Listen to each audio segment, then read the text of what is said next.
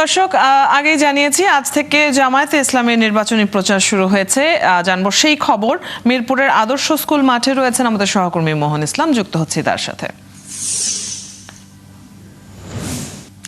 মোহন, নির্বাচনী প্রচার তো শুরু হয়েছে, তো জামায়াতের জনসভার প্রস্তুতি কেমন দেখছেন জানাবেন সেখানকার সার্বিক পরিস্থিতি।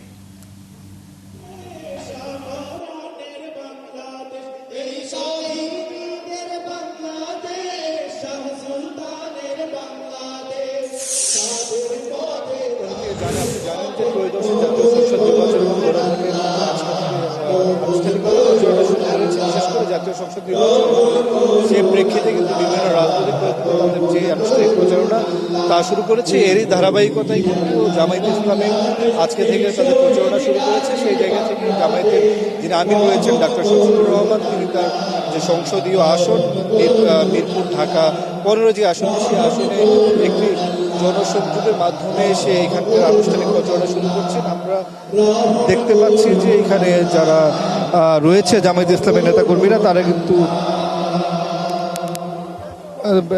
মিরপুরের নেতাকর্মী সহ ঢাকার যারা উত্তর এবং দক্ষিণ মহানগরের যে নেতাকর্মীরা রয়েছেন সেই নেতাকর্মীরা কিন্তু এখানে উপস্থিত হয়েছেন এবং এখানে যারা যারা আসছেন তারা কিন্তু বলছিলেন যে আগামী ত্রয়োদশ জাতীয় সংসদ নির্বাচনে জামায়াতে ইসলাম একটি ফ্যাক্টর হয়ে দাঁড়াবে এবং তারা সংসদে প্রতিনিধিত্ব করতে চায়। সেই জায়গা থেকে তাদের যে নির্বাচনী তাদের ম্যানিফেস্টো, অর্থাৎ তাদের ইশতেহার কী থাকবে, জনগণের কাছে কী প্রতিশ্রুতি থাকবে, সেই বিষয়গুলো কিন্তু তারা আজকে এই জনসভার মাধ্যমে তুলে ধরবেন। এবং এই জনসভায় কিন্তু সভাপতিত্ব বা প্রধান অতিথি হিসাবে যে কথা বলবেন তিনি জামায়াতের আমির ডাক্তার শফিকুর রহমান, এবং তিনি কিন্তু এই আসনটির সংসদ সদস্য হিসেবেও কিন্তু প্রতিদ্বন্দ্বিতা করছেন এবং তার সাথে বিএনপির একজন ক্যান্ডিডেট রয়েছেন শফিকুল ইসলাম মিল্টন। এবং যেহেতু জামায়াতের আমিরের এই আসন, সেই জায়গায় তাদের একটি প্রত্যাশা রয়েছে যে আসনে জামায়াতের বিজয় সুনিশ্চিত করে। এবং মোটা থেকে বলতে গেলে দুপুর 2:30টার দিকে এই জনসভাটি শুরু হবে এবং এখনও কেন্দ্রীয় নেতারা এসে উপস্থিত হয়নি।